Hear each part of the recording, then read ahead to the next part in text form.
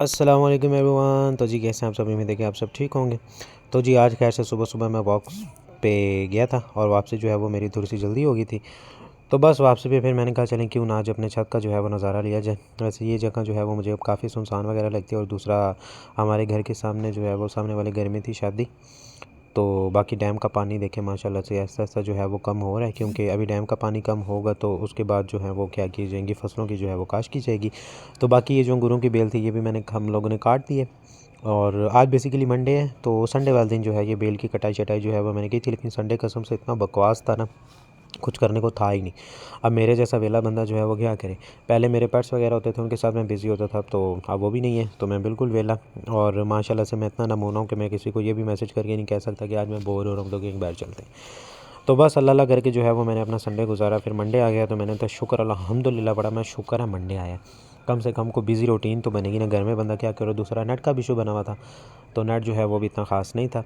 तो जी बस मैं फिर रेडी शेडी हुआ, निकला अपने कॉलेज के लिए। और मौसम जो है वो आहिस्ता आहिस्ता थोड़ा थोड़ा जो है वो ठंडा होता जा रहा है। तो बस एक आध बारिश की जो है वो देर है तो फिर इंशाल्लाह जो है वो सर्दियाँ आ जाएंगी। मुझे सर्दियाँ आने की इतनी ज़्यादा जल्दी क्यों है, क्योंकि मैंने जितना भी लंडे का माल लेके रखा हुआ है ना, तो मैं चाहता हूँ वो मैं बाहर निकालूँ और पहनूँ। क्योंकि लास्ट टाइम जो सर्दियाँ निकल गई थी ना, तो मैंने मतलब सर्दियाँ निकलते टाइम जो है वो काफ़ी सारी चीज़ें ले ली थी इस साल के लिए। तो अभी बस मेरा बड़ा बेसब्री से मैं इंतज़ार करूँ कि सर्दियाँ आएँ और मैं अपनी चीज़ें जो हैं वो दोबारा से वेयर करूँ। तो बस स्कूल की और बच्चों को जो है वो असेंबली वगैरह के लिए मैंने भगाया बाहर। तो एज़ अ स्टूडेंट मतलब हमारा भी यही होता था कि किसी न किसी तरीके जो है वो उन चीज़ों से बचा जाए। तो बस पता होता है कि आवाम जो है वो कहाँ कहाँ पे छुपी हुई होगी, तो वहाँ वहाँ पे जाके उनको बाहर निकाल के असेंबली के लिए जो है वो भेजा जाता है। लेकिन माशाल्लाह से मैं सच्ची बात बताऊँ ना आपको, तो इस कॉलेज का इन्वायरमेंट जो है वो मुझे बड़ा ही अच्छा लगा है, पढ़ाई के हवाले से भी और बाकी ओवरऑल जितनी भी एक्टिविटीज़ होती हैं ना उनके हवाले से भी।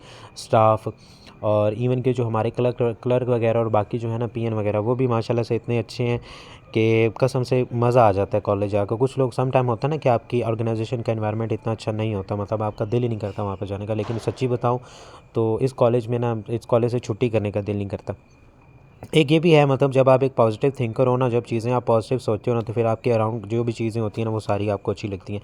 और ये जा रहे थे ऊँटनी का दूध बेचने वाले, तो मैंने कहा देखे ना लोगों की भी क्या ज़िंदगी होती है, मतलब इनको भी कोई फ़िक्र फाका नहीं होता अपने फ्यूचर का। मतलब ये लोग इतना सोचते नहीं, और शायद यही वजह है कि ये लोग जो हैं वो इतनी पुरसुकून ज़िंदगी बसर करते हैं हम लोगों के मुकाबले में। क्योंकि हम लोग क्या काम करते हैं कि एक तो अपने पास्ट में रहते हैं, मतलब जो गुजर चुका होता है जिसके बारे में सोचने को कोई फ़ायदा ही नहीं बनता, और फिर प्रेजेंट हम अपना बर्बाद कर देते हैं फ्यूचर को सोचने के बारे में।